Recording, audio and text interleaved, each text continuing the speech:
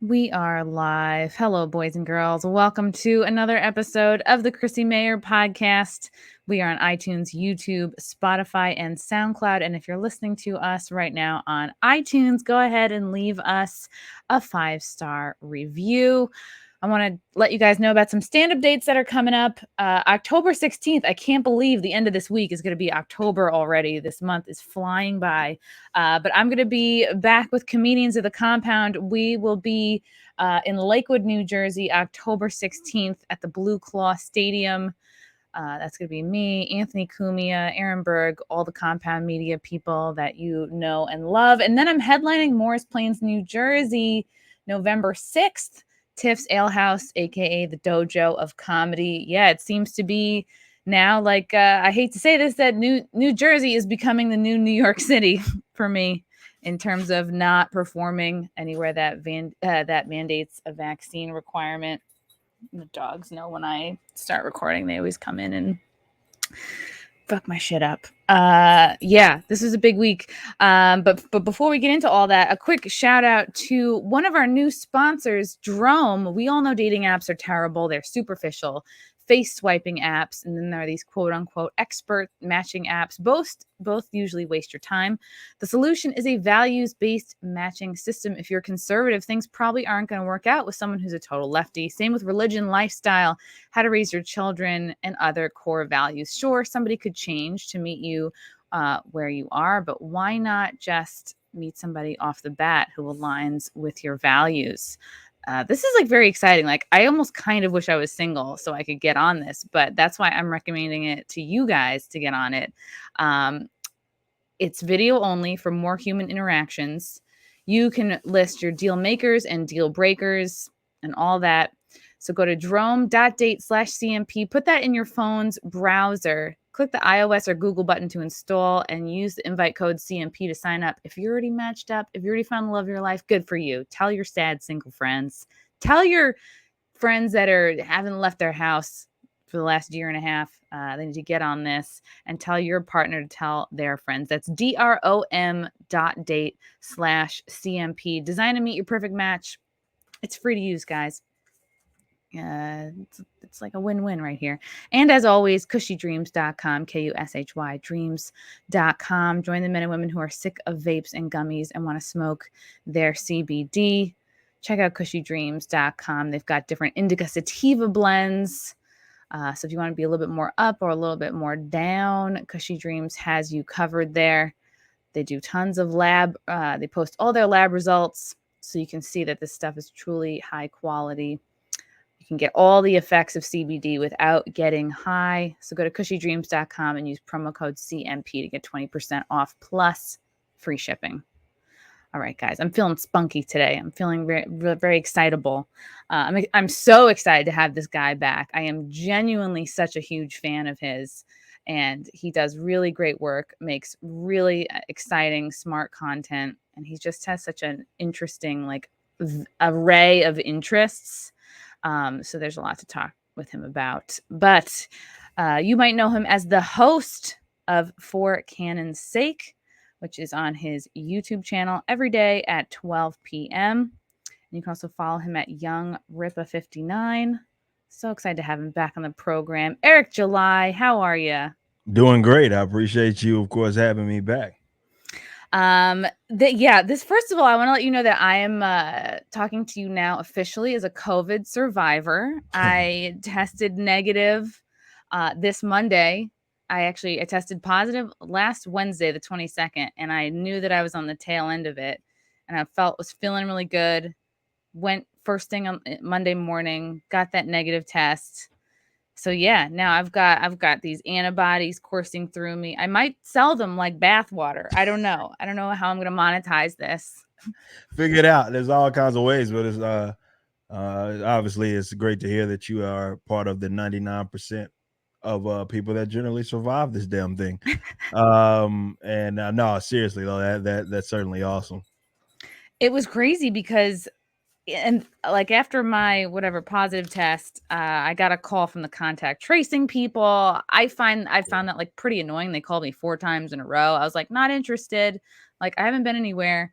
They were very annoying. And then I received what is kind of like a threatening letter from westchestergov.com. It's like it's like from the on this letterhead, the commissioner of health is sending this like dear me, Westchester County Department of Health has an urgent medical matter to discuss with you. It's confidential. You have to call us right away. And if we don't pick up, you have to leave a voicemail. And in the back, everything's in Spanish. And it's basically like a commissioner's order that they sent me. And it's like, where every sentence starts with whereas. It's like a lot of what sounds like legal mumbo jumbo. Yeah. And it's all about like, you have to stay isolated. And also in here says like, everybody in your house can't leave either. And I just was kind of showing this around to like everybody in the family, and they were like, "Oh wow, this is basically kind of telling you like, yeah, you have no rights for as long as you have COVID." It's wild. That's beyond wild. Like this, I didn't know. I mean, look, I'm ignorant on a lot of this stuff because I'm in Texas, and to my knowledge, there's not anything like that going on. But every day I'm hearing a new story of someone. You hear it out of the country, but certainly you hear it here as well, of some just unbelievable bull crap, tyrannical nonsense is happening to people, or they're having to experience simply because they, were around someone that had COVID or are potentially exposed to it. It's beyond insane, like beyond insane. Yeah. And I'm not gonna, I've been going around saying it that it's no big deal. Like for me, it was no big deal. And I don't know if that can be attributed to like, I'm not the most in shape person on the planet, but I'm also like not a refrigerator. So yeah, I don't know if it's from like years of swimming that my lungs were sort of, I don't know what to attribute it to, but I hate to say, I mean, like, and I'm still taking care of my boyfriend. Like he's having a kind of a rough time with it. He has like this really persistent cough, and I felt horrible because I totally gave it to him, totally gave it to his mom. Yeah. Yeah. But I wouldn't trade, and they're gonna be fine. And I wouldn't trade the last year and a half of my life, like how I've lived it, to not have gone through that. Obviously an experience of you just basically being sick. And I mean, your experience isn't necessarily unlike a lot of people, you know what I mean? Or my colleagues over at the Blaze, pretty much all of them have had it. Yaku Sarah has had it. And it's almost like people forgot that that's a thing. Like getting sick is a thing like that a lot of people seem to have forgot about. Like it has happened, for various reasons. Some things you just can't really explain, or you got a cough, and you think just the various amounts of illnesses that people have caught over the year. And for some reason, and this is why, of course, I attribute it to just government just being evil. That, it's kind of some mass psychosis kind of thing going on where you got a bunch of people paranoid, usually in the least vulnerable population, paranoid in terms of how, if they were exposed to it or they got it.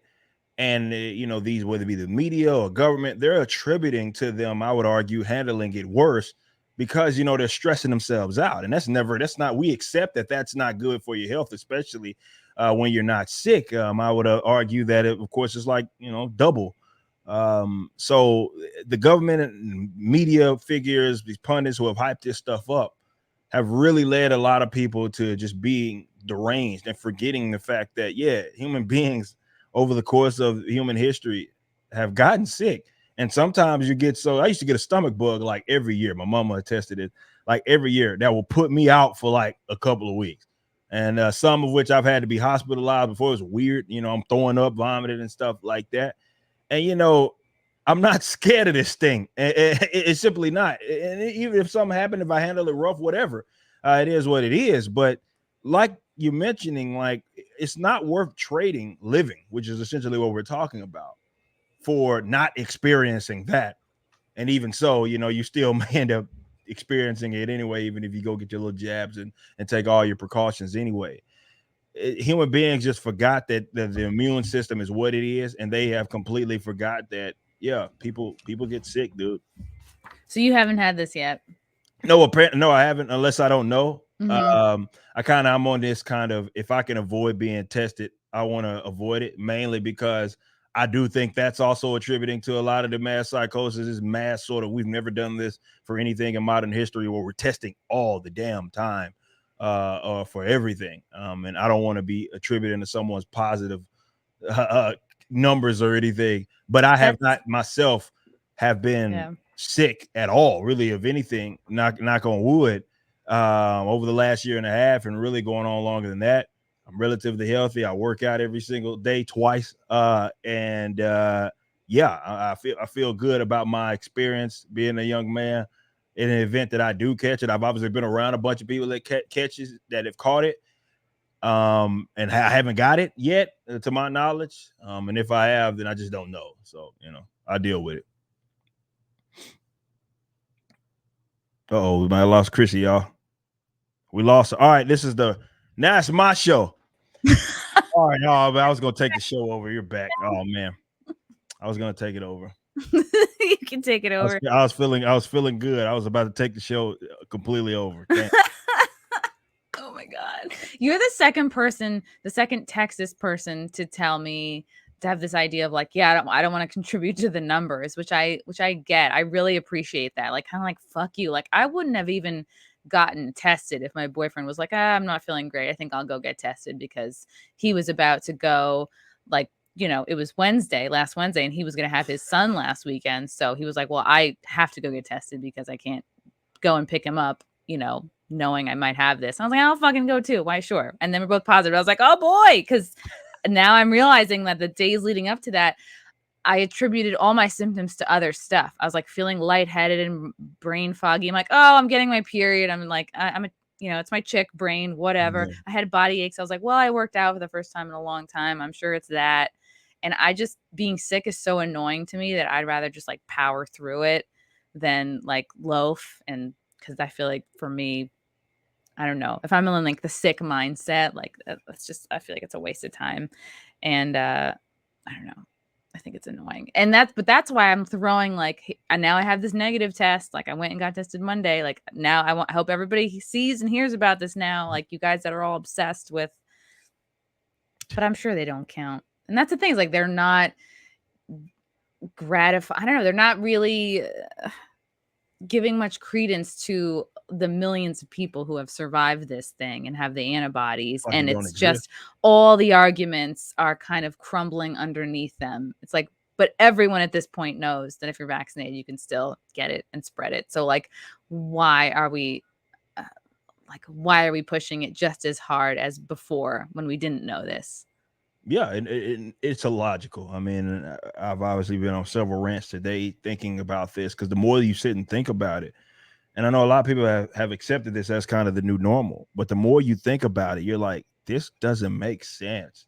Like none of this, the actions, the precautions, none of this makes sense. And it's unlike anything that we've ever done in really response to anything, definitely upper respiratory illness related. It just doesn't make sense. And I would argue that, if I was in your position, to be honest, I'd probably be very upset. Meaning that, like, if I got it and I know I recovered and, I had a couple of issues, but, you would probably attribute allergies and shit, whatever. I just had some problems. But that was all that happened to me. I'm like, this is why you tried to shut my life down. I'm like, you know this is what we shut the country down over the last year and a half. We've ruined lives over a glorified cold. Yeah, basically. Like a couple nights of chills, couple nights of headaches, a couple of days of brain fog. My boyfriend got a sore throat real bad. I had a cough, and then he got a cough. It's like I've had stomach flu. I've had like food poisoning worse than this. Like I know I've been sicker than this, and it's fucking infuriating that we're gonna prioritize like the morbidly obese, the incredibly old, people who aren't really working, their health, and turning everything upside down to keep those people safe that like are not even keeping themselves safe. Yeah. And we're gonna. That's a par for the course for the entire pandemic, right? That was what the mask thing was about, right? It wasn't about protecting yourself. It's like, my mask protects you and your mask protects me. Like, this whole ordeal has been about that. It's like you are supposed to take someone else's health into consideration for virtually everything you do. Again, this is something that we've never done, by the way, but it especially doesn't make sense when you consider, like you mentioned, the people that you mentioned that are in that class of people, particularly people that are struggling with like obesity and all those sorts of issues, that know that that's their own doing. It's a self-inflicted wound, rather, that has put you in more of a like a likelihood in to get severely sick from anything, but COVID included, right? You look at what was it? CDC came out like 78% of the hospitalizations were from people that were obese. Like that's insane. So these are people that aren't taking themselves into consideration, but they expect you to take them into consideration when they have made it abundantly clear that they're not doing everything within their own power to take care of themselves. And that in itself is bizarre as well. Looking at that you want me to take care of you, but you won't take care of yourself. And you know, it's obviously the pundits, the public health experts, they don't even mention this. There's been no leading charge in the last year and a half by your beloved CDCs or your FDAs or the whatever alphabet agencies that are supposedly in charge of approving all of this measures and everything. No leading effort of telling you or encouraging you to go work out. They probably would have saved more lives making mandatory exercise as opposed to mandatory mask mandates. Exactly. How many billions of dollars have been allocated to unemployment over the last year and a half? Like, I don't know if you follow. Yeah, of course you follow Gary Nerdrotic. Yeah. I don't know if you saw his tweet where they went to, they're selling their house and a stack of mail. Like it took me a while to understand what was going on, but they had a stack of mail about this thick. And it was apparently this is a practice that people do when people put their houses on the market. Like they'll use that address to file for unemployment event, like benefits or whatever. And it basically was like for each piece of mail was a different person that had done that using his address. And I was like, first of all, okay, that's very creative, but it just blew my mind the amount of just in this one instance, people that are taking advantage of the system. And it's like, and if they can spend billions in unemployment and they can whatever, give out as however many free donuts, free everything, free train tickets. Why couldn't they have had, all right, yeah, we can handle keeping Planet Fitness free for people for a year and a half, like we can do free gym memberships. We can do, I don't know, subsidized vitamins for people. But it's like we all know it was never it was never about health. Like it was never, that would have been obviously more, that would have been cheaper and it would have been far more effective if that was something that they really wanted to do. But it was never about health. There was no leading effort from them to encourage people to go work out. In fact, all of their policies were the complete opposite. What was the first thing to go? The gyms. You leave up in the churches from the upper East Coast where people go to get out and help themselves, be it mentally or physically. They took that away from you immediately while leaving these places open that probably you shouldn't be eating every day, be it at these fast food restaurants, McDonald's, and all of that.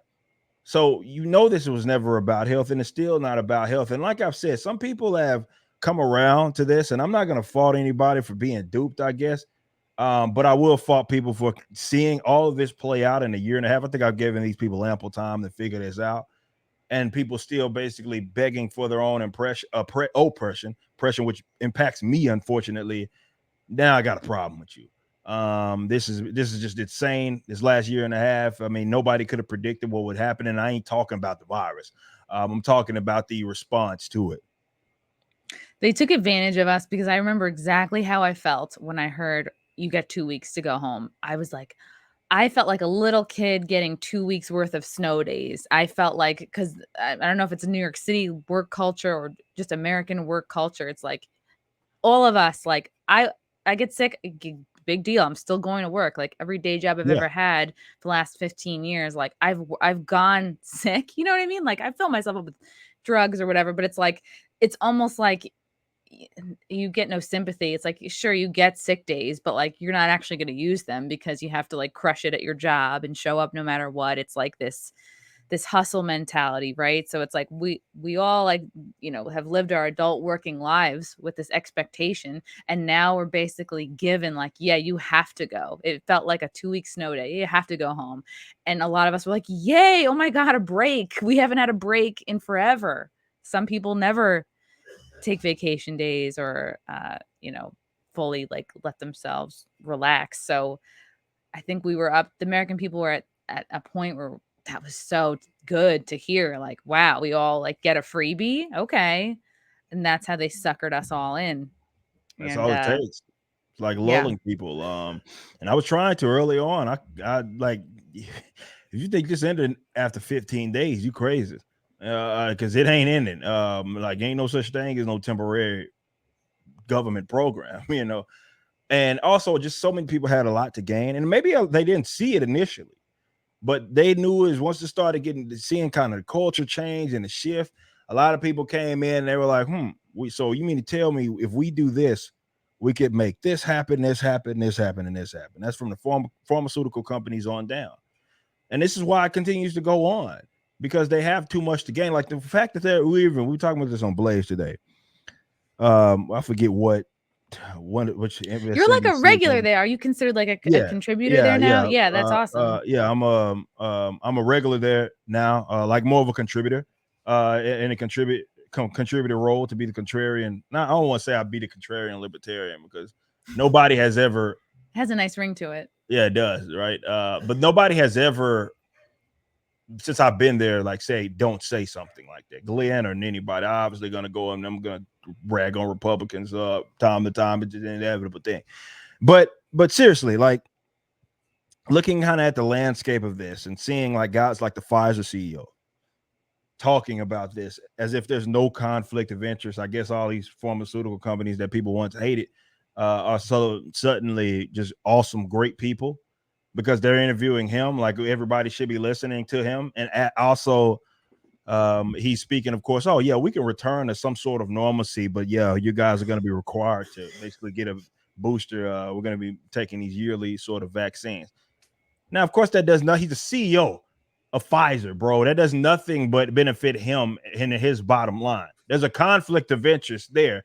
And as long as that continues to go on, that company continues to get as much money as they're getting. I believe, what was it, $20 billion, like quarter one or something like that they were making. It's just some unbelievable amount of money that these guys are bringing in that is, being subsidized by the taxpayer. Of course, they want to continue to kick this down the road. They can't. Same can be said for a lot of politicians and what they've been able to pull off. I think they're getting off on this power. You got your whatever governor of there in New York talking about, what did she say? She the said new one, Hochul. She was saying she signed an executive order to give herself emergency powers. That was fast. Damn, girl. We're like, bring back the molester. We miss him. Like that's insane. Like the fact that one person can even do that. That's a Palpatine move right there. Yeah, it certainly is. Like that's exactly what it is. And but it goes to that to the point. Like that's an advantage to them. That benefits them. So yeah, they'll keep fear mongering and peddling this nonsense. That's just how it works. Yeah. And I was thinking before what you said about the gyms.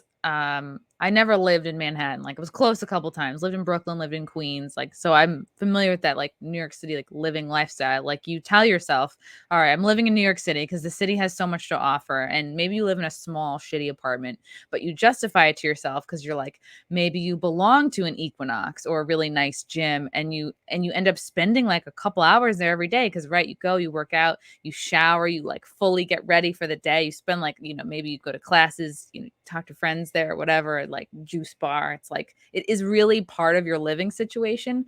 And once they cut the gyms out, it's like, well, now you're just left in your small, shitty apartment with your roommates, or you just stay in your one room. And like, I mean, they talk about a recipe for a mental health crisis. And that's every big city is probably pretty similar to that. So it's like your gym kind of becomes a part of your life. Absolutely. And like a part of your routine. Living space, really. Yeah.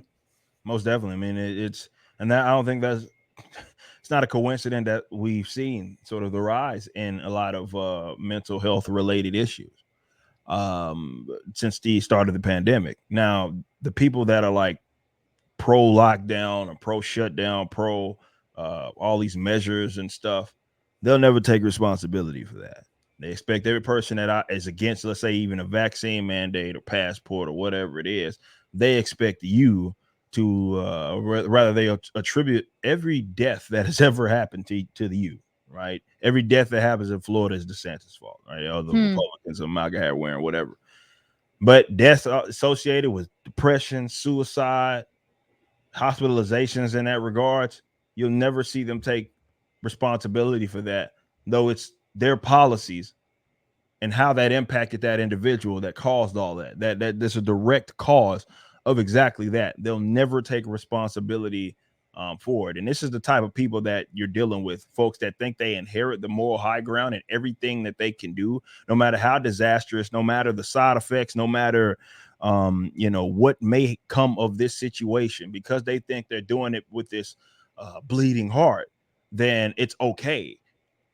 We know that bad things are happening, not even just all around that, even surrounding vaccines and all of that. And now more information coming out about, certain areas, whether it be pockets of Massachusetts or Singapore or Israel and all of these areas that have these uber high vaccination rates. And some of these places, I believe Maine right now has higher hospitalizations, despite having this high vaccination rate, higher hospitalizations than they've ever had, even in the peak, right? We're seeing this as a repeat, if not that, at least in positive cases. So they lied. They sold a lie to all of these people. And it just sucks that some folks just won't admit they got egg on their face. So they rather commit and double down to disastrous policies as opposed to, not doing that and saying, okay, yeah, we got this wrong. Yeah, and they'll never say, "Oh, well, look how many people got and survived the COVIDs." I love that you call it COVIDs or COVID. The COVIDs. You could say, take the stats of Florida or Texas and look how many survivors are in these states. Look how many people didn't get it in these states. It's all manipulation by stats. And I know you were talking about this on your channel. And I normally don't follow much going on with sports, but I heard you talking about this, and then this is very interesting to me. There's a Brooklyn Nets all-star, Kyrie Irving. He and another player, I forget his first name, but the last name's Isaac. Jonathan Isaac. Jonathan Isaac, and he is a little bit more of the Christian side of things, but both have recently been very outspoken. They're part of the 10% of unvaccinated NBA players that are, speaking out about, and very clearly, concisely measured, in such a way that it would be very hard to criticize them. The reasons for their skepticism. And like you're saying, these guys are all in their peak shape. I mean, professional athletes, college students, children are in the best shape, well, not all children, but absolutely professional athletes. And then you start to think is the government just going, okay, well, which groups can we manipulate fully? The government, what ties do we have that are trickling down into what corporations? And it's not even logical. They're probably just okay, well, let's follow the money down and see who can we really grab by the balls here, the schools, because of federal funding, the corporations, right? Because they've begun to really do the government's bidding. Of course, celebrities, which are now sort of low-key politicians, same thing, doing the government's bidding. But I think it's really interesting because, and you were talking about this, it actually might come to a point where he has to opt out of games in New York City, New Orleans, and LA. And it's the Nets are obviously based in Brooklyn. Yeah. So it's could we be looking at a situation where he is not even playing his own home games? Yeah, that's a reality, because of that. It's the NBA itself doesn't have any vaccine mandate, at least not yet. But those individual states do, in areas or cities where they say, if you are here, you need to, if you're gathering indoors, you need to be wearing, sometimes it's mask, some with them it's more with this jab. And that's insane that you're talking about people that are in the best shape of their life, period. The age demographic already is among the least vulnerable. When you talk about people from the age of 0 to 30, these are very, it's almost their bodies are machines, right? Exactly. Yeah. It's statistically insignificant. No NBA player has died from this. Most of them have no symptoms. And for them to even be asked that, like, why aren't you getting it, just goes to show how insane that this is, that you're asking someone in the peak shape of their life. And in the case of Jonathan Isaac, in the case of Bradley Beal, the Washington Wizards guy who was saying the same thing, these guys already had it and recovered from it. Why on earth would they, in the population that they're in, age and health demographic, what point other than it's just like this pledge of allegiance? You know, that's it. It's just you want them to do it, so they must do it, because logically it's not even sound. Scientifically, it's not sound. Because it is. I think it's for the same reason, like why they push the celebrities, because they are mini celebrities, and they go, well, look at this person's sphere of influence, and if they get it, then that trickles down. They can get everybody else. Culture. That's what it's all about. And this is why I was saying, like, is it about to be up to the NBA guys to get us on the other side of this? Nicki Minaj, yeah, like, is that really what we're about to come to? Because think about it, like, this isn't like, maybe not in the case of like Jonathan Isaac, who is, you know, he's young, very young talent, but guys like Kyrie Irving, we're talking about all-stars, you know, future Hall of Famers. You know what I mean? In that case, if he sits out like a home game or all home games, that's a big deal. That says a lot. And they don't like that because that's influential. Because and it's not like these guys are, with Bradley Beal and like Jonathan Isaac, asking these ridiculous questions, because they can't even ask them. I was listening on my way. I listen to sports radio almost exclusively. And I think it was Tiki Barber that does something with CBS, it's like 30-second deal where he talks about what's going on. And of course he brings up this situation. And he said, well, their criticisms were of not getting it were questionable at best. Of course, he doesn't explain how that is at all. He just says, well, they're not doing what we need them to do, therefore it must be questionable. That's how they talk to these guys. And if the Bradley Beal video, I loved it because he's just asking questions like, I had it, I recovered. You can get it. You all have been vaccinated. You can get it still. You can pass it along. What are we doing? And when you press it to them like that, they're like, oh, because we're told. That's it. That's ultimately what this. You can't say, well, it's because you might get someone else sick. You can do that vaccinated. The only person at this point that is being put at risk is the person that is not getting it. That's it. That's it. Because you can still spread it to someone, vulnerable or not, despite being vaccinated. That's a fact. We know that. So this is about allegiance more than anything. So when I see these guys and, you know, Joe Biden rolling up his sleeve, getting a vaccination in front of everybody, to me, that's more of a pledge of allegiance. And looking at this is more ritualistic. Oh, it's him bending over in front of everybody, in front of a live, you know. Yeah, that's of course. Cameras rolling. Everybody see me. It's ritualistic. That's all that this is, because this isn't based in any sort of science. But to end, like Jonathan Isaac, I really love what he said towards the end of that question when he was being asked that. And he was like, you know, it's crazy how we're at this point, to summarize basically what he said, where you even have to ask me that. You know what I mean? When really, in reality, considering this is my own medical choice, if I told you I didn't want it because I didn't want it, that should be it. Shouldn't even be any question. The fact that they feel like they're obligated to a response because they opted in, they're obligated for you to give reason why you're not part of this ritual, is insane in itself, and things that we didn't do. I will forever say that vaccine selfies are among some of the cringiest shit that I've ever seen people do. It's really great when you don't have a personality to just be like, oh, the pandemic is now my personality, and here's the thing else. This fills up my social media. This is something easy I can fight with people about. This is a great distraction from my own life, my own family, my own hopes, dreams, goals. It gives you the perfect get out of life free card. You don't have to like pursue your hard goals anymore. You don't have to like, I don't know. And it gets you out of anything that's difficult because you can blame it on the COVID. Fear. Yeah. Blame it on fear of COVIDs, or blame it on the COVIDs itself is where we're at. And that sucks. You know what I mean? Like, then definitely we got labor shortage and all this weird stuff going on because welfare statism does what welfare statism does. And a lot of people found out that this was a way for them to get money to do nothing. And it's speaking to your point, we're dealing with this in both of our industries.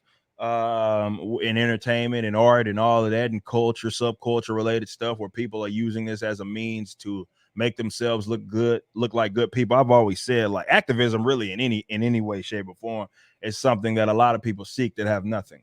They don't have anything if they can point to, attribute to, that they created, that they say I'm proud of. And activism requires nothing of you.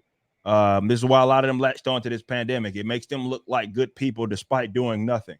Minimal effort. To get a jab in your, it's minimal effort. And these guys like to think that they're saving the world and you are the villain in this situation because you're simply against forcing people. That's what this is about. I know they worded it like that, like it's vaccinated versus unvaccinated, but it's not what it is. It's about people that are pro-freedom and people that want to force folks to do what they want them to do. But that's because they're losers. I call them what they are. They're fucking losers, man. I like your point about Kyrie Irving, he being an all-star, being somebody you can't ignore, someone who his absence from games will make a huge difference. So the question is, I wonder what you think about this. Is it now kind of quietly up to, like, if you look at the people who are best in their field, and I have an example of like a, family friend. He works for a company. He does the books. He's very good at what he does. For the last year and a half, he's kind of agreed to, okay, I'll work different hours because I'm not wearing the mask. I'm not getting the jab. And they've kind of worked it out for him because he does such a good job and he is kind of not replaceable. So, and then you have someone like Kyrie Irving, he's at the top of his game. Does this now come down to the people that are the best in their field? Do they have the most power and influence right now? Because if you are somebody's assistant, you are kind of more disposable. I don't even think any healthcare workers are disposable, which is why, and that's a whole nother point, that another self-inflicted wound that you said that the healthcare industry is creating for itself right now. But I wonder, it's like, if we could all kind of realize, like, hey, if you're at your job right now and you kick ass and you are not replaceable, or if you're an athlete who is not replaceable and you're at the top of your game, maybe these folks have more power than they realize. And maybe is it up to them to kind of step it up a little bit if this is how they feel? Yes. This is a subcultural movement that we're dealing with. There's no secret as to why the government sought to seek out influencers as well as these, blue check marks on, Twitter, to basically do their bidding, right? To tell them, hey, we're going to funnel the information through you because of the power and influence that it is that they have. This ends tomorrow. If people, and there are folks on different political ideologies, not all of them identify as whatever you do, you know what I mean? But they're at least against the use of force or forcing people to get, let's say, the vaccine, despite calling themselves whatever they call themselves. The minute they do that, especially these guys that are very influential, it stops.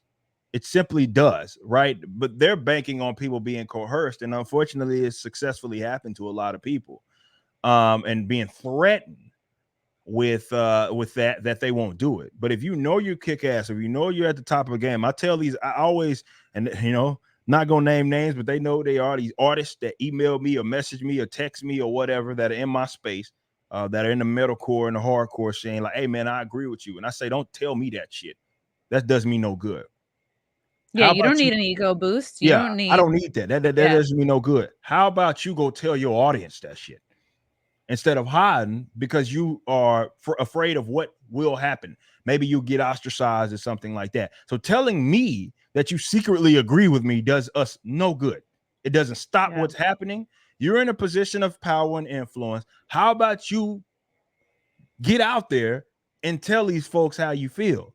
These people don't understand how powerful that they actually are. And it exists in so many different industries. But this whole, okay, I am going to remain silent in hopes that it will get us back to normal. Obviously, that's not working. It's just emboldened them. They've become more powerful. They've become more like lively, if anything, because they think that they're doing something without there being a response. And this is why I say it stops when you want it to stop and when you demand that it does. What happens in Australia doesn't happen in other areas, or what's happening right now. If the populace is complicit as they are, yeah, of course it's going to happen there. If you're not, well, it's less of a likelihood to happen. So you need to voice your concerns. And there's nothing wrong with it. And yeah, are there going to be these minions of brainlets that are going to say something crazy to you? Yeah. Like me and my band's old manager had to, we were on this issue, opposite ends, had to end. Ain't no luck, ain't nothing to me, whatever. It is what it is. But I'm not gonna not say what I'm saying because I recognize this is wrong. Period. So we need more people that are in those spaces to just get up and say, you know what, no more. And like you were alluding to, these people that are in these powerful positions that are, let's say, they stop the show. Like the Bucks, it stops with them. They're powerful, they're influential, and they're basically irreplaceable. Those are going to be some if we may be looking at this 10, 15 years down the line, 20 years down the line, like, man, once more people started, in that position, and maybe it is something as simple as Kyrie freaking Irving, which would be crazy, but hell, we might be saying it, that those guys kind of spread this out, and more people got more emboldened themselves to say, you know what, no more. Yeah, and you don't have to be a celebrity or an athlete. Like if you're just like the best at your company, like you're the best accountant at your company, and that would be a pain in the dick for them to fire you and try to find somebody else, especially in this job climate, in this culture of absolutely people barely showing up for interviews. It's like you could have such an impact just on your small, like within your company on that level. And I hear accounts of like friends and family, like, yeah, they're basically trying to go because a lot of these HR people are getting to a point where they've got to give their workers kind of an ultimatum, and they are bullying and pressuring them. And I had people calling into my show like, yeah, my company just like bullied me to get the jab. And it's like, that these people, they kind of like, and that's the thing is like HR should not, it's exactly the opposite of what they should be doing. They're supposed to be on your side. They should be on your side. And instead of them being like, oh, can I see the policy? And then they're squirrely about it. And it's like, oh man, I know these people didn't ask for the policy. If they had pushed on their medical or philosophical or religious exemption, the HR people are just trying to like not have to do more work. They're just trying to make their own jobs easier. So if they can bully you into being like, fuck it, I'm just gonna get it, it's really frustrating. And that's the thing. It's like, and we look back to a year and a half ago, they shut down, right, all the sources of community, churches, right, whatever, bars, but you can still go to the liquor store and drink yourself into a stupor at home alone by yourself. Now looking back, we look at what Australia has become. That's a perfect example. Like communities were not able to really gather. Like-minded folks were thwarted from connecting. And that's the thing, like maybe had Australia had more of those connections early on, maybe they could have fought back what is going on right now. And that's such a big part of why they shut down communities. Then the censorship, it's like they don't want people to find each other. And even though you have celebrities or like people in your DMs being like, oh, I'm with you. I mean, I agree with you. Like that pisses me off too. It's like, yeah, go tell your people, but it's something, it's a nugget of connection. It is, it is a small way. Maybe they need to reach out to you so that they can be emboldened. Yes, and that's happened. I want to be clear about that. That's absolutely happened. You've seen like Lady Desiree that does the big Twitch pianist there, reached out to me like, hey, how do I do that? And I was like, just fucking do it, bro. Like, just do it. What's the worst that could happen? The people can get mad. Who cares? You know what I mean? None of them are gonna come kick your ass. Like, just do it. But to your point, like that's what's happening. This is active coercion. And this is why I was saying that, look, man, allow them to just call, like they're calling your bluff is really what it is. But I would kind of a little reverse psychology and call theirs. I don't think you got it in you to do it. To give you an ultimatum January 1st or whatever the date is, in October, whatever. You must be vaccinated by then, or we're gonna have to let you. All right, you're gonna have to do it. You're gonna have to do it. And like you mentioned, that reality of labor shortages in a lot of these different industries, that definitely the ones that are further disconnected from like government funding, those guys. Well, wait a minute, we were joking. You'd be surprised probably that's what this would lead to. So just do it. In whatever industry that you're in, I know it's easier for me to be, say it because I'm self-employed, but It's partially why. Yeah. But do it. Like if you don't, you gotta understand. Like this is the line, dude. And I've said this before. Like, some people would ask me, "Is this the hill that you want to die on?" I was like, if not the one where they're forcing me to get injected, which one? Which one? Like, There's if no more that's not, hills after this. yeah, exactly. There is none. This is absolutely the hill worth dying on, for sure, 100%. Like, I you have won't. to see it for what it is. Yes, Yeah. yes, not what you want it to be, but for what it actually is. Yep. Yeah. And it's not like, I remember, you look at celebrities like that. This is during Trump time, right? And you look at which celebrities or musicians are not coming out, whatever it was, for Hillary, for Biden, whatever. And then you'd be like, oh, the ones that are quiet are the ones that are for Trump, or the ones that are quiet are the ones that are obviously conservatives or Republicans. It doesn't work that way now with these mandates, because there is active evil in motion. Like, there are active plans, and they're trying to get their meat hooks in everything and everybody. You can't just like quiet your way out of this just to save face. You got to kind of like throw yourself on the grenade a little bit. Everyone's got their own little grenade to throw themselves onto.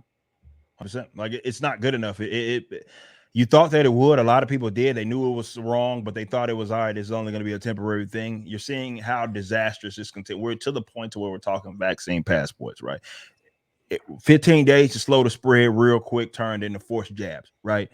It's not good enough to just be quiet about the situation. And I get it. The average person just wants to go on and live their life and not have to have any sort of conflict or confrontation. But they're bringing the confrontation at this point right to your doorstep.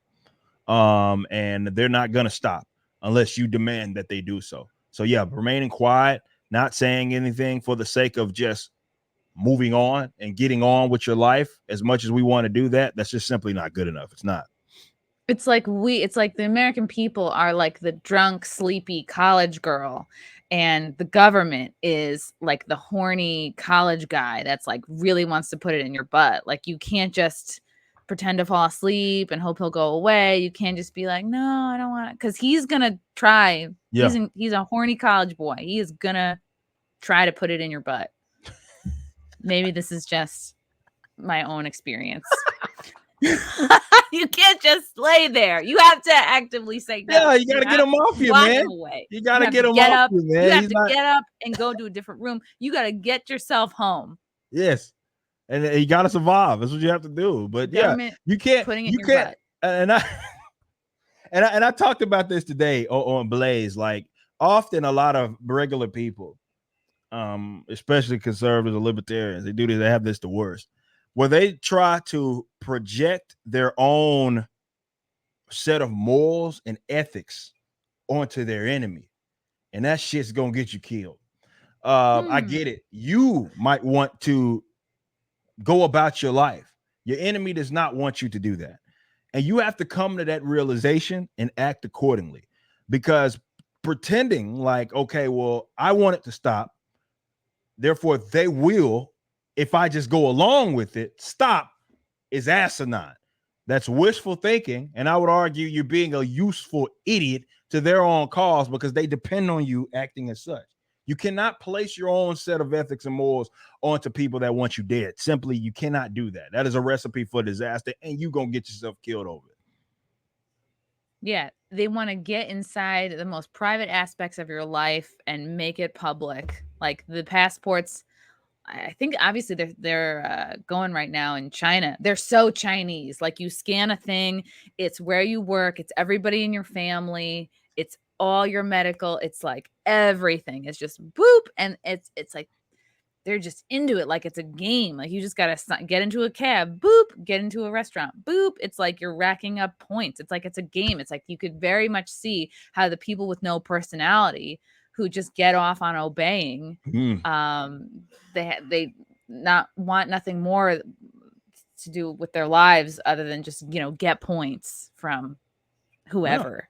Because they have nothing to point to. There's nothing, no set of achievement. Like, you got these weirdos taking vaccine pictures, talking about this is the happiest day of my life. Like, that's a fucking miserable person, right? That is a literal miserable. This person had kids as well, by the way. That's a miserable person. And these are miserable people that we're dealing with. And like I said this right before our show. It's misery loves company. And so when you look at this and you wonder why these weirdos are so aggressively against people, that no matter, if you were immune or not, natural immunity, whether you got to recover, they insist that you get a jab. They mock people that die. They wish death upon you. The reason being, for a lot of these guys, they are so bent out of shape at the idea that maybe they were successfully coerced, and there's other people with a certain amount of fortitude that simply ain't moving, and they don't like that. They don't like that. They're sour at that. They're envious of that sort of liberation, maybe that person sees, and just saying, you know what, no. And for different reasons. Everybody, like, I'm self-employed, so I don't all this other shit. I don't have to worry about any of that anyway. Some people, it's other reasons, whatever it is.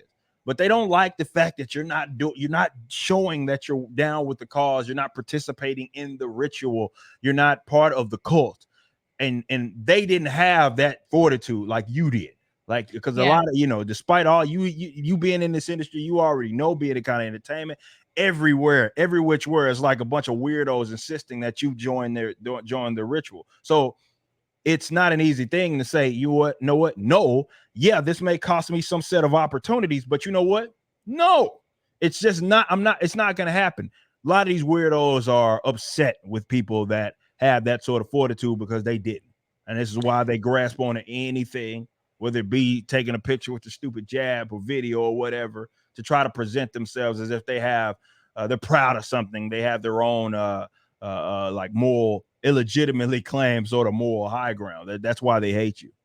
And I think if you think about how amazing it is, if you're sitting here right now, like watching this, listening to this, and you are still in September of 2021, a year and a half of straight inundation. Is that a word? Inundation? Being inundated with propaganda, social pressure, manipulation, shaming, and you still haven't, like, that's an achievement. Like, Absolutely. I don't stress that enough. Like, you have gone this whole time, and think about the millions of people that have overcome all of that. Like, no wonder we hear so often, oh, Biden's losing patience. This corporation is losing patience. Like, someone's taking a dad tone with you because they think of you as some sort of petulant child. Like, and also, like, how could you not have given in after a year and a half? I mean, that is kind of an achievement in and of itself. I agree 100%. Like, that's not an easy thing to do, especially depending on what industry that you're in. It's just getting more difficult. And those people that are like, you know what? No, because you made the decision that you didn't want to. You outweighed the risk, no matter how stupid they like to act as if you are, because you just said, you know what? I'm not going to do it. And they don't like that. And it's not difficult. Something you guys had to cut off family members and all that sort of stuff, but they cut you off. This isn't an easy thing for a lot of people to deal with. And you're still here because you believe that's what's right for you, yourself and your body. And there's nothing wrong with that. You can't let these weirdos shame you into doing something that you don't want to do. And I think that's why they seek that tactic so often, because I'll make fun of you. Any goofball that thinks that they could try to shame me into getting that shit obviously doesn't know me that well, but I'm gonna make fun of your goofy ass for doing that. And that fucking aggravates them. That pisses them off, because maybe the shame tactic worked on them. And God forbid there's people out there in which it was rather unsuccessful on, that have fortitude. I keep going back to that term. They don't like that. They don't like that at all. And the more regular, normal people that start sounding like there's only you like, when you have like, I keep coming back to Kyrie Irving. It's pretty hard to call him a crazy conspiracy theorist. It's pretty hard to call that other player a crazy conspiracy theorist. Yeah. The more like normal people that start sounding like crazy conspiracy theorists, it's like, well, that phrase is losing its Yeah, it means effect. nothing. It was started with Alex Jones, and then it ended up with anybody that disagreed with him. You know what I mean? Like, everybody's a damn conspiracy theorist. Everybody that is a MAGA hat wearing conspiracy theorist at that. You can be someone like myself, as an open, proud libertarian that does, I don't mess for words ragging on fucking Republicans at all. But that ain't gonna stop them from calling me some MAGA hat wearing, self-hating black guy that, because I don't want to get a fucking vaccine. You know what I mean? It's that insane. But yeah, it's going and crossing into normal people that live normal lives just because you don't. get this vaccine. And this is their new effort. You know what I mean? They're trying to move the industry to industry, regular person to regular person. To just because, like, I remember it was a radio guy, local radio guy. Me and him got into it out of here on the fan because I was defending football player who was not getting vaccinated in Cole Beasley for the Buffalo Bills, former Dallas Cowboy. And he's like, well, I've never heard anybody that has this, the radio announcer, not the announcer, but the radio host. And then he was like, I've never heard anybody that was against it, that wasn't misinformed or something like that. They can't fix their mind to believe that there are people that came to a different conclusion despite assessing the same exact information that they have access to. Like, that's bizarre to them, and it goes to show how much of an echo chamber that they actually are in, and why they get so ugly again in the event that you don't do what they want you to do. Yeah, and it is so important to, I think, if you can find just one other person at your company who is a little bit skeptical. Like, I always talk about my sister, and I'm like, teaching is a very leftist, liberal space, and she's like one of the few. I mean, we're from New York, so she was definitely in the minority in New York, but she's become more red-pilled in the last couple of years. She's out in Vegas now, and I'm like, you just need to find one other teacher who feels as you do, and from then you can kind of, first of all, it makes you feel better right away. You feel less alone. You're like, okay, I can do it now. But if you stay quiet and scared, like, you just never know. And the odds are there is at least one other person at your company, no matter how big or small, who is feeling like you do. And if you can make that one connection, like, all right, what's our game plan? How are we going to do this? What? And then you can pool your resources, you can pool your thoughts, you can make a plan. But if you stay by yourself, you're more vulnerable to intimidation, to pressure. 100%. Like, that's important. I mean, I talk about this with community all the time. In minds, like, the reason why I'm so vocal about this is for that exact reason. The reason why I put so many resources in, like, building this community, and the one that I have, is because of exactly what it is that you mentioned. You get people that live in these uber, like, leftist areas. Like I said, I'm from Texas. I'm in Texas, so it's a little different out here. But a lot of folk ain't, and they're surrounded by a bunch of brainlets. And it's important that they understand that, no, you're not the crazy one. And it can, definitely through their gaslighting tactics, despite them having the wrong position, they'll have you believing and thinking that you're the crazy person because you're surrounded by a bunch of crazy people. And that's often what crazy people in big numbers do successfully, where they're the crazy ones, but the sane person is the one that they present as the crazy people. So linking up with like-minded folk is a very important thing. It's not only liberating, but also just from a tactic standpoint and how to approach it with a plan of action. It's easier to come up with that while having kind of multiple brains being kind of put together. And this doesn't matter what industry you're in. I love to see doctors, like the great Bennington Declaration, with all those doctors and scientists who had linked up with each other, saying that they were against the lockdowns, like Jay Bhattacharya and Professor Gupta and all of those guys. Even Dr. Drew is really outspoken. Yeah, like, that's a necessary thing because they embolden people that are also in their own field. And these are the people that especially you want to chime in on. They know something is wrong, but they're being coerced or they're feared of losing their license or their job or something crazy because they just simply analyze the data differently than what the public health experts did. But linking up with other people is an important thing because, again, that's what it's going to take to get us on the other side. Absolutely. And to the point we were talking about before, like, to what extent will this country kind of screw themselves over to continue this? And we have Navy SEALs told they're not going to be deployable, or they are deployable if they don't get the jab. All right, I'll donate to Epic Times later. And this whole article is talking about their I think they said there's active, almost 2,500 active duty Navy SEALs. And they're saying, I think it comes out to almost half are not wanting to get the jab. So it's like, are they really willing to let go almost half of their Navy SEALs over this? Like, is this country really going to shoot themselves in the foot over this? Like, are they really going to I mean, how vulnerable would we be left if we were about to cut almost half or even a third of our seals? Because Well, talk what about these people people you are can't replace. well, what these people are learning is how disposable that government thinks that they are. We're seeing this right now with the people that these New York City hospitals are fine now. They're trying to deploy the National Guard and stuff like that because they have all these damn shortages. You see that in the beginning of all of this, a lot of these people that were frontline doing things, unfortunately, on behalf of the government, in some cases, but for their fellow man, at least they so thought, were called heroes. They were called great people. And then when they found out that you were no longer a part of their agenda or no longer useful to them, you are now disposable, and they just drop you off in the trash. It's Toy Story and dude dropping Woody off saying, I don't want to play with you Hmm. anymore. That's basically what it is that we are dealing with right now. And I think that's going to appeal, hopefully, a lot of people, because a lot of people have believed in this government as like sort of this necessary means to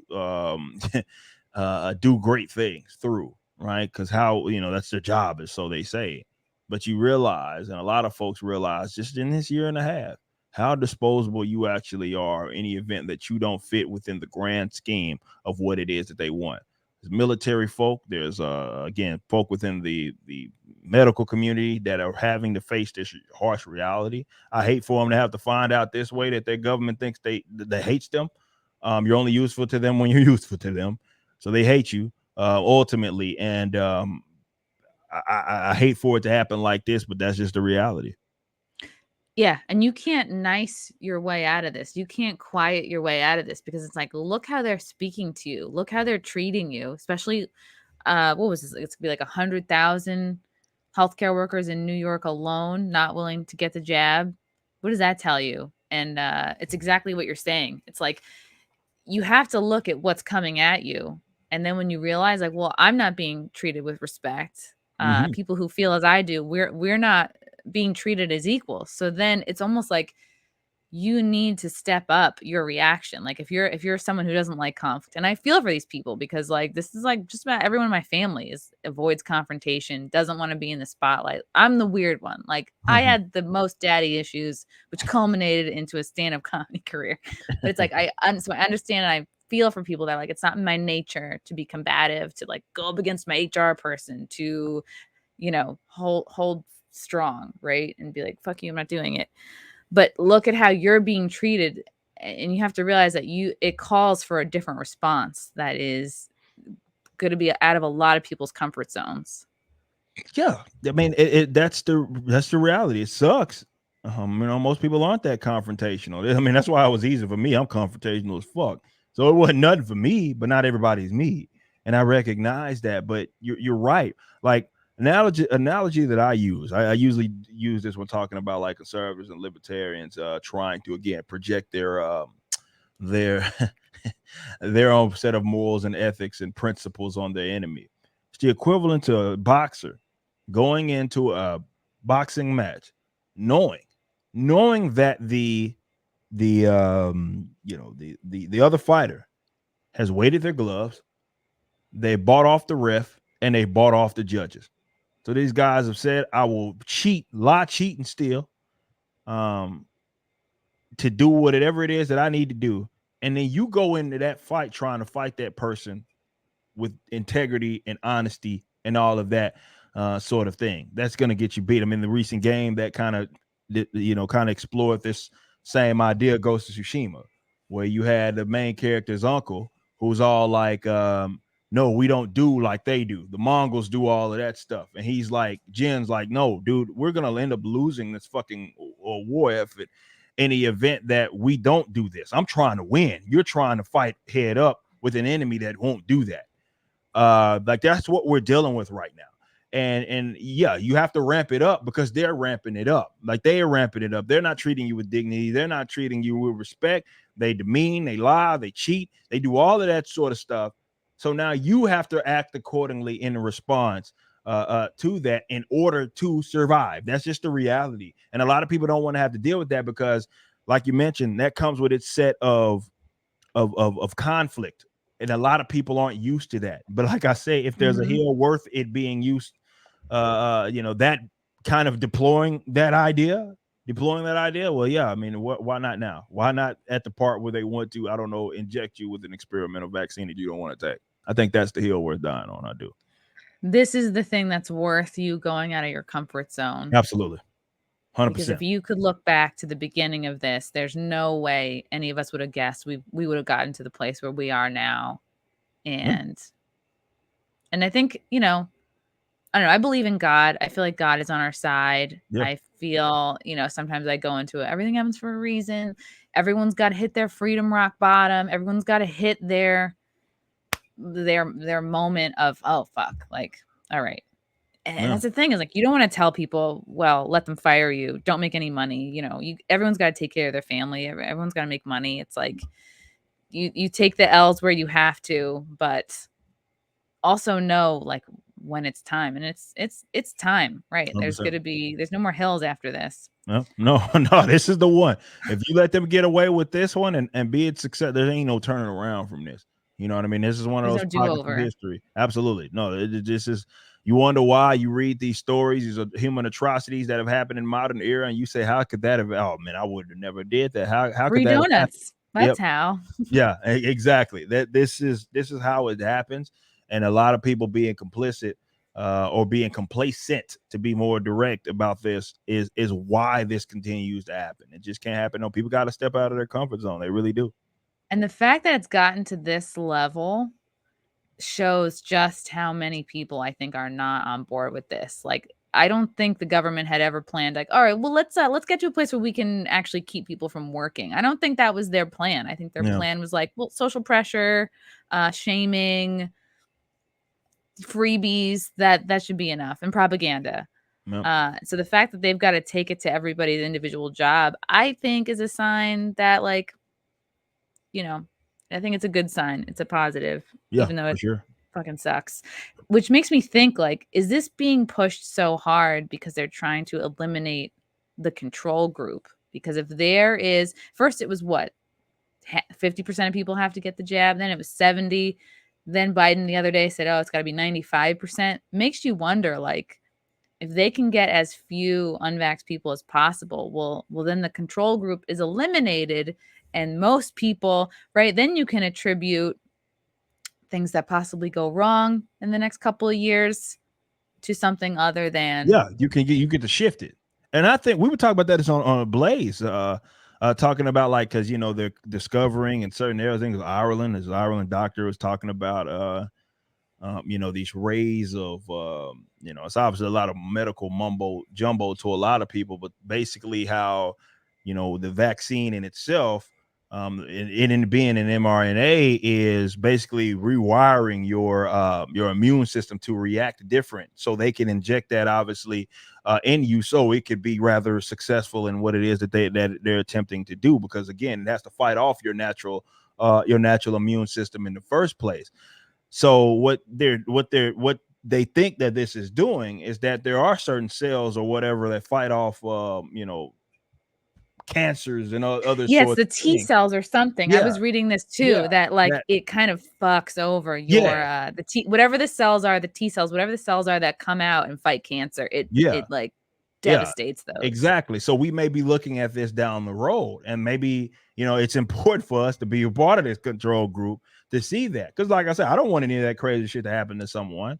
But certainly, if, like, to your point, if let's say we were rocking with like a 99% vaccination rate or something crazy like that, that you get a rise in something like that, this cancer stuff. And say, then I guess it's environmental. I guess everyone's global warming. It's drinking too much diet soda. It's something else. It's not that. Whereas to now, with having people that are staying strong, it helps kind of separate the real, certainly, from the fake, because in the event that they can pin this on someone else, they could. You saw this with the vaccine stuff, with the case rates. Well, the cases are high as they are because of people are remaining unvaccinated. Well, they got stripped of that because there's so many people without it, and you see that the cases are still rising in a lot of cases. with people that, have the vaccine, you know what I mean? And so they were stripped of that almost immediately. So yeah, this is important, certainly important. Look, I don't want nothing weird to happen to someone down the line, but this is what happens when you just roll something out for the excuse of it being an emergency, it being an emergency, and you don't get, go through long form of proper testing, and stuff like that. I hate for crazy crap to happen, but it potentially can. Yeah. Did you see the recent, and Project Veritas has been doing a bunch of drops of whistleblowers, on camera. It was like this guy who works for J&J, a couple guys who work for J&J, one on the business end, one scientist. And they're basically admitting like they themselves haven't gotten it. One guy was like, he was like winking at the camera. He's like, you haven't heard it from me, but like, don't get this one. And like he himself had gotten like the Moderna one or another Yeah. one. And it makes me laugh. And I feel like this is a sketch I should do. What must, and these, you've watched these whistleblower videos, right? These Project Veritas drops, and these appear to be all dates, right? That these guys are like spilling their guts, right? Maybe they had a couple of drinks or whatever. And I'm like, what must these women be wearing? What must these women look like? Like in another life, I kind of would love to be on this team of like women. I'm just imagining a squadron of super hot chicks, all types, and they're fit, they look great, and they get on these dates. They seek out these dudes, at these jobs, and they get on these dates, and they're just, the tits are out. They're just bringing it. They're A+ing it.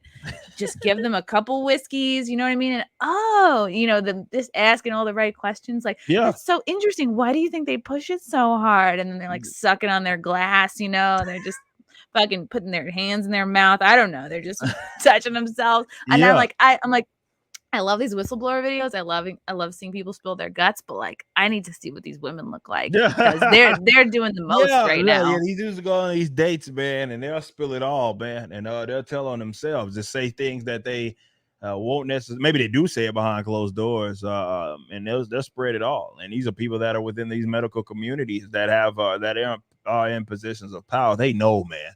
They absolutely know. So yeah, Project Veritas is like one of the few guys that are like actually trying to seek out this information. If we had real journalism in this country, we would have uncovered this a long time ago.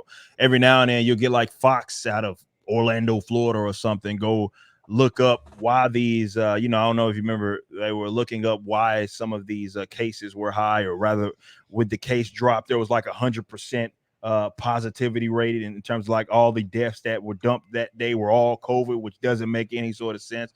And you come to find they're classifying motorcycle accidents as COVID deaths and stuff like that. Like that's important. With it, not from it. Mm-hmm. Yeah, like that's important. Like if journalists were actually doing their job, we know that information, but they're not. Like there's a bunch of activists that are posing as journalists. Yeah.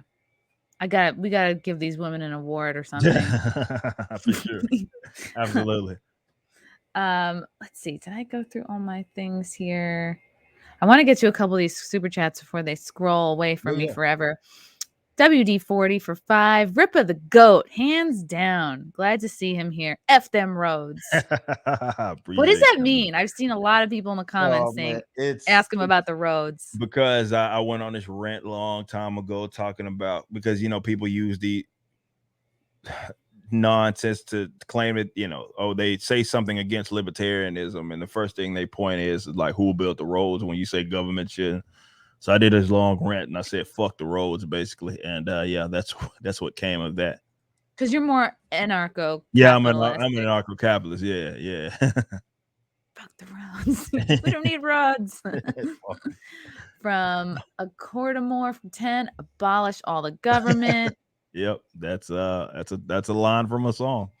From Henrik. Oh, this looks like a very Norwegian name. Yeah, my Scandinavian brother for 22. I don't know, dried fish bucks. I have no idea what that currency is. Women have a better immune system. That's interesting, Henrik, because I've been talking to a bunch of people who have got COVID all at the same time as me, and it's been several different couples. And in all these cases, in like these cases of these 3 couples, the women have had easier symptoms and gotten over it quicker. So it makes me think, like, is this, I mean, who knows if we'll ever see the real stats on this, but like, is this something that affects men a little bit worse? For me, it was a breeze, and I'm like, well, maybe that's because I'm a healthy bitch. But like, I don't know. I hate like bragging about the easy time I had with it when there are people who it's hitting, pretty badly, and I don't mean to like disparage them. Let's see here. Let me get this other one up from Isaac for 5. What up from H-Town, Eric? Hope y'all roll through soon. Passed on the jab. Apparently already got the COVIDs. And pass on it. Yeah, hopefully, I don't know. We'll see what the band, when we're going to get back on the road. But yeah, Houston's always fun. Oh, yeah. What's going on with your band? We're trying to figure it out. We're trying to figure out like kind of what our timeline is between all the stuff that I got going, and thankfully we didn't release the album right before. Thankfully we didn't release the album right before the pandemic, because we were about to at least. But yeah, everybody's waiting on album number 2. We'll get it out there soon enough. We're already working on it. The album's basically done. Working kind of on some touch up stuff, and yeah, it's gonna be fun. Okay, awesome. From Doc Savage for 5. In the land of the blind, the one-eyed man is king. Yep, that's what they say. One-eyed man. I don't know why I immediately thought of a penis. Maybe this is just where my mind is going. From Jeff Armstrong for 10. Hey, Chrissy and Eric. Thanks for having this conversation. Choice is freedom, and all humans deserve it. From All Terrain Nation for 5. 2 powerhouses. Thank you so much. From Bewilda Scorpio for 5. So their response is the jab lowers my chances of hospitalization and lower symptoms. Let me worry about that. Yep. That's a good point. Yep. Yeah. Why are we? It just seems like a real 180 from like, oh, work through everything. Ignore, don't call out sick. The company needs you. No. To now, well, if you blow your nose, you gotta stay home for 2 weeks. Stay home for fucking 2 weeks, yeah. Chicago Box for 5. Hail, Chrissy and Eric. Are we seeing the culture beginning to shift? We need culture to inform people that don't really understand what's happening.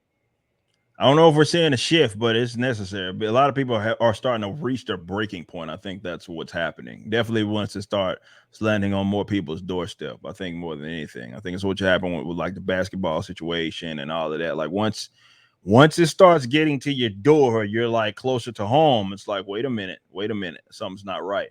But yeah, to that point, we do need culture. This is the only way we get on the other side of that. Everybody knows that I emphasize this more than anything else.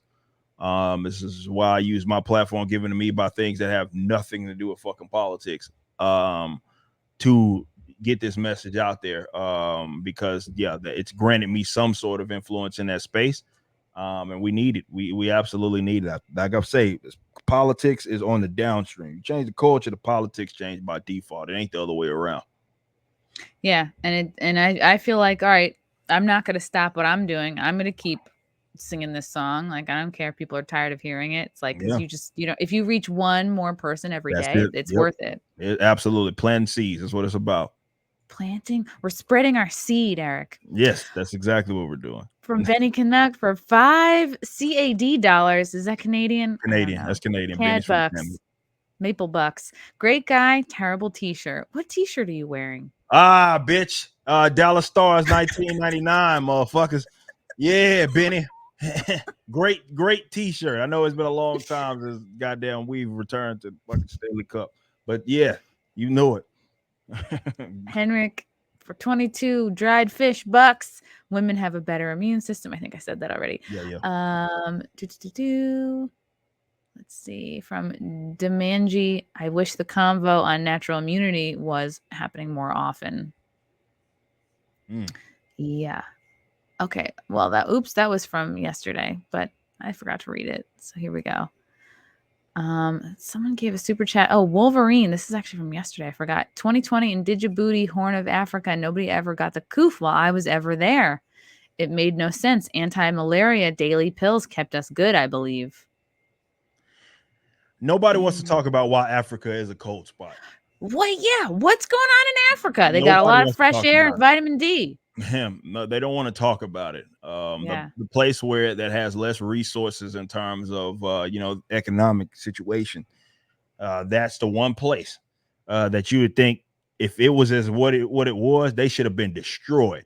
And it's a literal cold spot. There's we need to have a conversation. We absolutely. I was talking with Zuby about this. This is absolutely a conversation that needs to happen.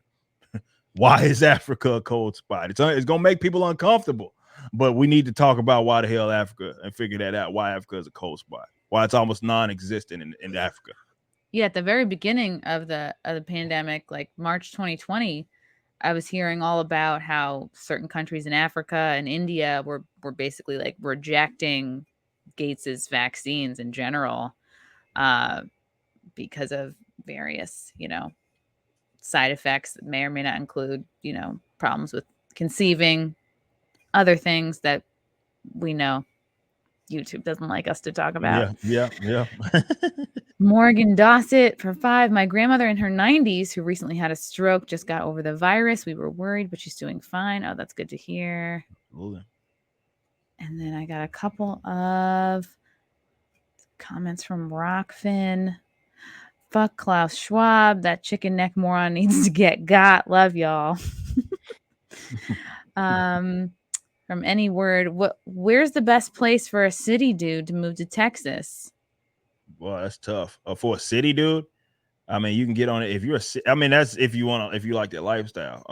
I mean, obviously you got Dallas, Austin, which is where basically California 2.0.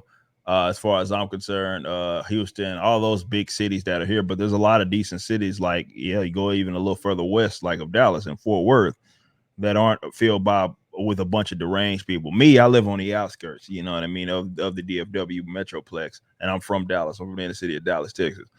But also I don't like the city life that much, you know what I mean, myself either. So it's easy for me, though I do stay in a very affluent area. But I'm actually trying to get out of here to get my own land and do all that. So it's hard to say, but obviously the outskirts of those major cities that are here, if you're looking for one, like I would say probably Fort Worth is a good little spot. But yeah, if you go to Austin, you're going to be dealing with much of the same bull crap. Out there. Austin is yikes. Yeah, it's rough. I was just there in May, and I had been there, I think 2006 was, it's so different. It's like there's just so many. It's basically like the New York City crackheads, people on drugs, but it's like more cowboy hats, the same lean, but with a cowboy hat. Yeah, that's Austin. Austin is on again, a lot of this crap that you experience in these big cities around the like these uber leftist areas. So LA's of the world, in New York cities, even in areas like that, that's all Austin is. It's that 2.0. Interesting comment from Blue Week. Madagascar's leader made a pure Cove Hate pure drink and sold it in Africa. I have to look into that. Sounds interesting. Interesting. All right, one last one from Like a Bill. What is up, King Roy and Chrissy? King Roy. Yeah, that's the character I play with on our Mario Kart days. Oh, okay. That's where that came from. I absolutely love the FNT cover photo of you from last week. You both keep up the good work. Thank you, buddy. Blue Dim for 5. Reluctantly got the jab back in June to get back to normal, not getting the booster. Also, all hail the 2-time back-to-back 6'8" great. Dr. I like that. Yeah, man, a lot of people unfortunately got it because of that, and I hate to hear that, but yeah, like I think that's we hadn't talked about that. I think you're gonna have a hard time convincing a lot of people that got it once to be like, well, you got to get it a third time, man. Hell, you may be getting this shit every year, bi-monthly. Johnson & Johnson's talking about that, so it's like, good luck, because I mean, guys do know, like not too long after you get that second vaccination, if you're getting like Pfizer or Moderna, you're already not considered fully vaccinated. It doesn't take long. Right. It's not just one act. It's like you're signing yourself up for this loop. Yeah, you're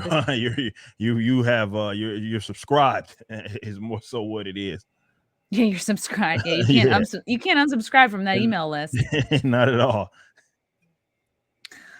Okay, really quickly before you go, what's coming on with your comic book? I know you've been working on an exciting new comic book project. Yeah, that is going to be probably my biggest venture of all time. And I say this as a guy that has accomplished a lot in music. This is going to be bigger than that in terms of all the work that I'm putting into it and my aspirations with it. So yeah, we're I'm coming out with obviously my own comic book company in itself, and the first book, hopefully we can get that out early next year, announce it maybe by the end of the year. It's currently being worked on. I got 2 former DC artists that are doing the work for it. And this book it's almost 100 pages. It'll announce the world in itself, the universe in itself. And yeah, it's going to be very ambitious. I already told people that my aspirations were never to compete. If I was going to do this, I was going to do it the right way. My aspirations isn't to compete with the guy that has like one character that they build upon outside of Marvel or DC. My aspirations is to compete with fucking Marvel and DC. And seeing what they've done to some of our beloved characters is criminal. I'm a believer now of this parallel economy that I believe we're going to end up having to build because these deranged leftists control everything. So I'm throwing my hat in there to try to compete, and it's going to be a very ambitious project, and I can't wait to get it out. It's going to be stoked. This is awesome. Any idea of a timeline, or where can Like I say, people just keep up with me, I would say. So people that watch the show and all that, you know, I'll keep everybody in a loop. Like I say, the end of the year potentially will be the first book will be announced by, because my whole thing is, because I want people to take this serious, I have enough work to announce it right now. And yeah, we can have pre-orders or crowdfunding or something like that will then you know, it get fulfilled like 9 months from now. And I'm not knocking anybody for doing that. You know what I mean? For that's their route, that's their outlet. And I'm not knocking anybody for doing that. However, with my aspirations, it can't be like that. So I want to announce it, and I want not too long after that, you have the book in hand. Because ultimately, yeah, we're gonna release like an Indiegogo for the sake of pre-orders, because I'm still fronting the cost on this pre-order stuff. But ultimately, we want to get to a situation to where we can just put it out on our own website or wherever, and you can buy it directly, you know, from us, from our website. That's our goals. If we're to be taken seriously in this game, that's kind of how we have to do it. And I can't wait. So hopefully by the end of the year, book number 1 will be at least announced, and you'll be able to get your pre-orders and all that stuff in. and if people want to support, like, are you needing anybody in any areas of expertise for this, or you got your I got squad my going? team working on book number 1. I have said that if there are people out there that you know, have an more, not necessarily writers, but more so in the, because I have a line of guys that maybe will write some of the characters. Obviously, I'm writing most of them, but like I got some people who I know I'm already giving them dibs. I always can use, you know, artists. So if there's some guy that, you know, wants to get paid better than what they're getting at Marvel or DC, hit me up. Professional level stuff. But initially, right now, though, at least for the first book, the whole entire team is finished. We have them together. We have the pencil and inkler, as well as the colorist, and then we got the letterer as well. So all that's taken care of for book number 1. Ooh, exciting. Bush White for 5. Hey guys, I feel like they knew people would quit if they mandated a jab, Absolutely. given the country's Christian history. Excuse to put boots in the States. I don't know about the latter. Well, they're already doing that in New York, with the shortage. But yeah, Oh some yeah, people, the healthcare workers putting yeah, the they're already whatever doing that. National But Guard in there. They knew that a lot of people would do that. And that's why I was trying to tell folks, like, don't quit, let them fire you. Don't quit, because that's what they want. So you either get coerced into doing this or you bail, but don't do that. But yeah, given the country's it's less about the country's history and more about the opportunity that there is to give an excuse to get the federal government. Y'all know I'm a big decentralization guy. If it was up to me, the federal government wouldn't even fucking be a thing. But that's their excuse to kind of do that, and we're seeing New York kind of be the first to do that. Like, okay, now we have an excuse to have the National Guard going around, I guess, facilitating injections and other stuff. Oh yeah, I feel like New York City and LA are sort of like the globalist sacrificial lamb. You know, it's like Absolutely. they've demoralized the people, they've pushed people away, and all that remains in these cities are people who cannot leave, don't have the means to leave, or their family is keeping them there, especially like in the heart of New York City or like in the heart of LA. It's like, well, now we've weakened you to a point where like we can make you our bitch. Yep, hands down, and it sucks, but that's the reality that we're in right now. Yeah. Other than people checking you out, watching For Canon's Sake on your YouTube channel every day at 12 p.m. and following you at YoungRippa59, where else can people follow you, Eric? EricDJuly.com is about to get a big overhaul. We're actually going to be doing the membership thing because I'll be phasing out my Patreon, and we'll be housing all of that on my own website. So EricDJuly.com will be the place that you're going to want to be once we get that. Hopefully, hell, it'll be probably next month once all this stuff gets. The main site will be completely updated, as well as the membership site will then be added. So that's where you can keep up with me. Usually Eric D. July is the handle on everything else, as well as Instagram and Twitter. But EricDJuly.com is where I'm going to be funneling a lot of information through. And also, Eric, your wife, I just discovered on her Instagram, she sells like gorgeous jewelry, and I'm trying to get it up here. I know it's like not about her, but I was really excited to see anytime I can mention her, that's awesome. Yeah, Dream State Collective is the name of her company. She recently rebranded, and she got a lot of new orders after rebrand. But yes, for you guys that are out there that definitely as holidays are creeping on up, you want to get something for your lady, from earrings, all types of jewelry stuff. Yeah, all types of stuff she is selling there. It's all her, so be sure to check that stuff out. She's been killing. I'm really proud of her. She's been killing it lately with that. This is classy, like very wearable, like this stuff goes with everything. I'm loving it. All right, I had to shout her out just because I'm a chick. Chicks love shopping. Women do shopping. Eric, thank you so much for coming on. Always really good to talk to you. I'm such a fan of you, your work. I love your content. You're just such a smart guy. Your input is always so valuable. So thanks for coming on. Of course, anytime you want, we'll make it happen. And thank you, chat, for the comments and the super chats. Until next time, guys. Bye.